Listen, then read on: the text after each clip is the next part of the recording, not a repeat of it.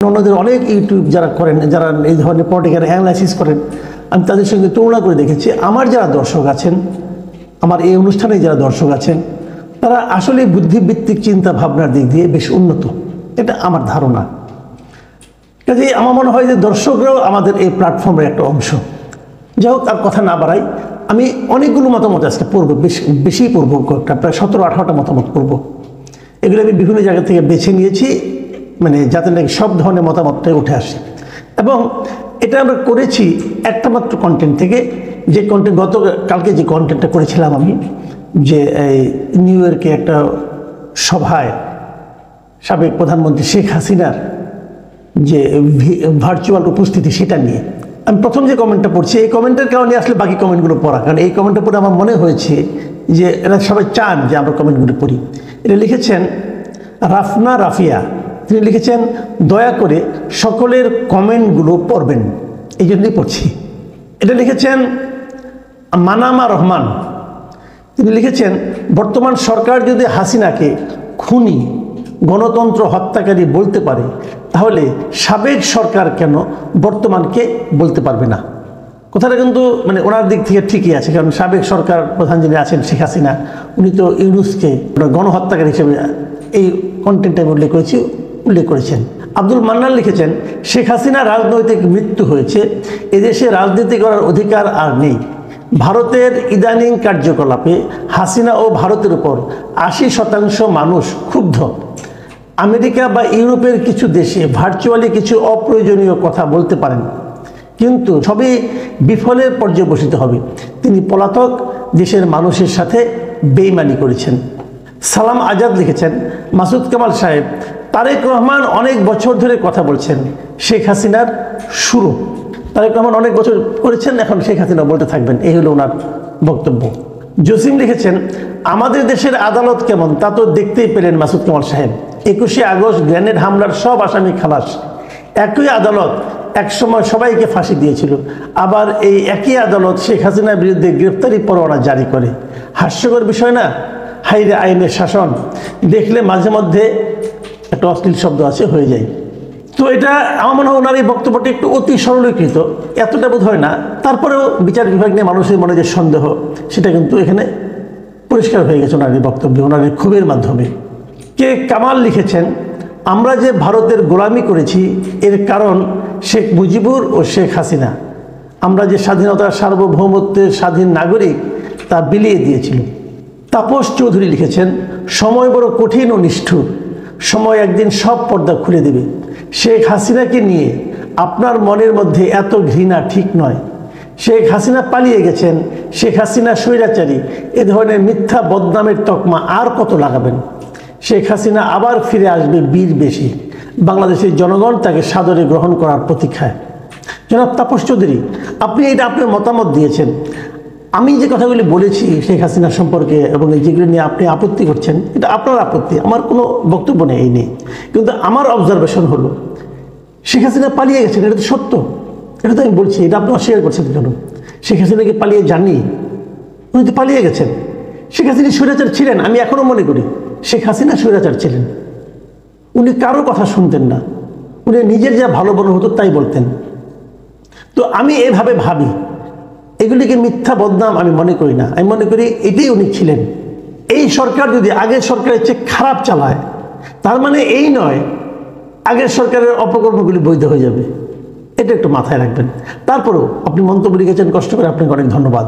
ফারজানা আক্তার লিখেছেন আওয়ামী লীগ ক্ষমতায় আসলে আমরা সাধারণ জনগণ, আপনি সহ যারা উস্কানি দিচ্ছে সবার ফাঁসির দাবি তোলা হবে ইনশাল্লাহ। আচ্ছা ফারজানা আক্তার, আপনাকে একটা কথা বলি, ধরা যাক আওয়ামী লীগ ক্ষমতায় আসলো, ধরা যাক আমি উস্কানি দিচ্ছি, তাই এই উস্কানির জন্য শাস্তি কি ফাঁসি? একটু কম দেওয়া যায় না? ফাঁসি বেশি হলো না?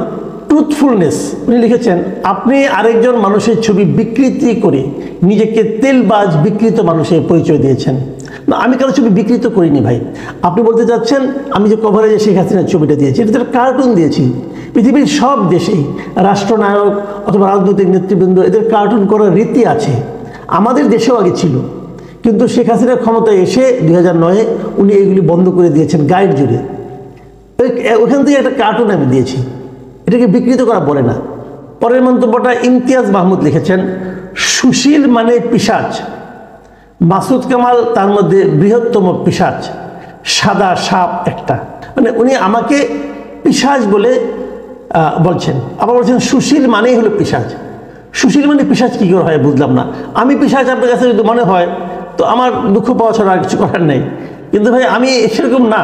আর আমাকে সাদা সাপ বলেছেন, ঠিক আছে সাদা ঠিক আছে, ওটা নিয়ে আমার কোনো বক্তব্য নেই, কিন্তু সাপ কীভাবে ভাই? আপনি পছন্দ না হলে সাপ, এটা তো কেমন কথা হলো?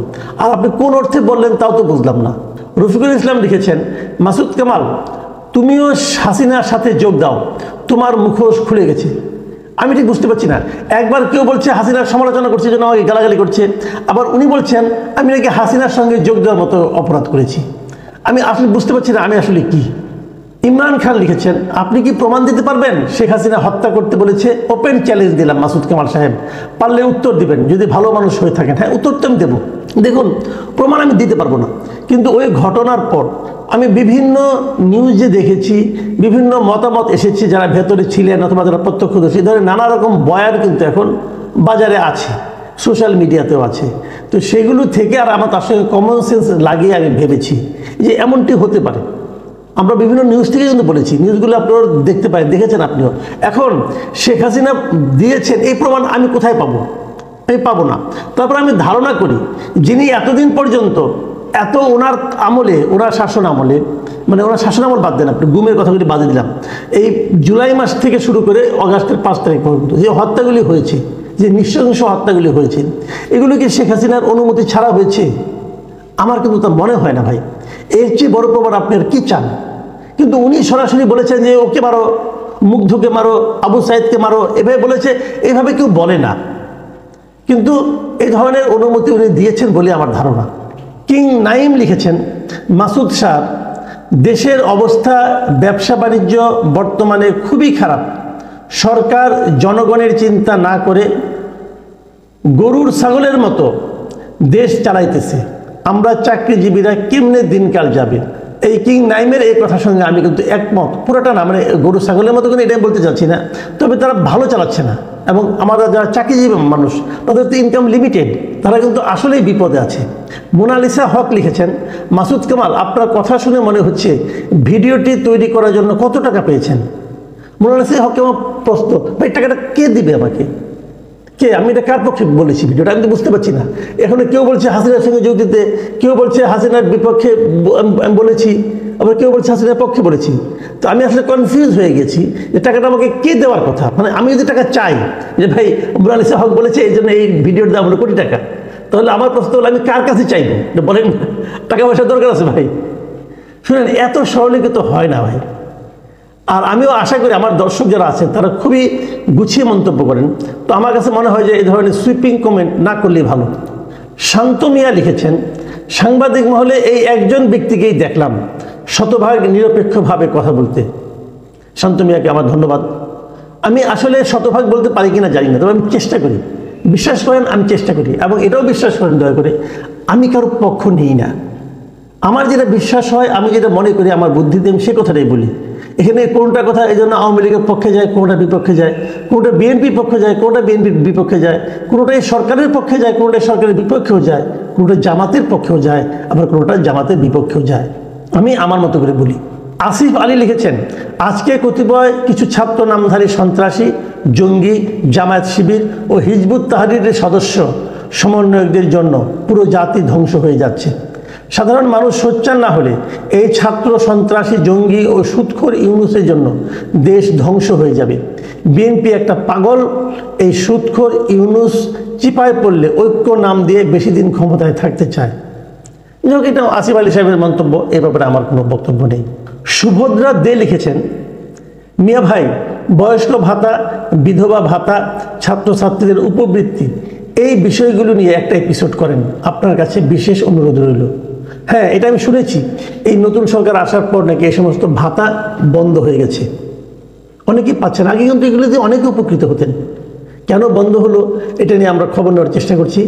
আশা করি খুব শীঘ্রই একটা এই ধরনের একটা পর্ব করা যাবে এগুলো নিয়ে। এটা যেটা পড়ছি এটা হলো শেষ মন্তব্য। মোহাম্মদ শাওন লিখেছেন, মাসুদ কামাল ভাই 5 আগস্টের আগ পর্যন্ত আওয়ামী লীগের পতন চেয়েছিলাম। এখন বুঝতে পারতেছি আমরা অনেক বড় ভুল করেছিলাম। এখন যারা ক্ষমতায় আছে তারা ভাই দেশটাকে ধ্বংস করে দিয়েছে। একটা ভালো কাজ দেখাতে পারবেন বর্তমান সরকার করেছে, এই যে ব্যাপারটা, এটা কিন্তু আমি অনেকের কাছে শুনেছি এই ধরনের মতামত। আমি মনে করি এই মোহাম্মদ শাওন সাহেবের এই যে মতামতটা, এটা এই সরকার চিন্তায় নেবেন। সরকার তোমাকে বোঝার চেষ্টা করবেন দেশের মানুষ দুদিন আগে আপনাদের নিয়ে কী ভাবত, এখন কি ভাবছে। যদি এই চিন্তাগুলি না করেন, যদি সরকার সৎ হন, যদি সরকার মনে করেন যে আমরা ভালো কিছু করতে চাই, তাহলে এই সমালোচনাটা আপনাদের শুনতে হবে। কেন মানুষ আপনাদেরকে আর আগের মতো ভালোবাসে না? এই প্রশ্নটাই এই সময় আমি মনে করি সবচেয়ে জরুরি প্রশ্ন, এবং এই প্রশ্নটা সরকারের হয়তো চোখ বন্ধ করে থাকলে চোখ খুলে দেওয়ার মতো প্রশ্ন। প্রিয় দর্শক, আপনারা আরও বেশি বেশি মতামত লিখুন। আমি বলবো একটা খালি অনুরোধ থাকবে যে ব্যক্তিগত আক্রমণ যতটা কম করা যায়। আমি যদি কোনো আপনার কাছে ভুল মনে হয়, আমার মতামত যদি আপনার পছন্দ না হয়, তাহলে সেই মতামতটা কেন পছন্দ না সেটা দয়া করে লিখবেন, যাতে নাকি আপনাদের মতামত নিয়ে আমরা নিয়মিত এই আয়োজনটা করতে পারি। আপনারা ভালো থাকবেন, আবার কথা হবে।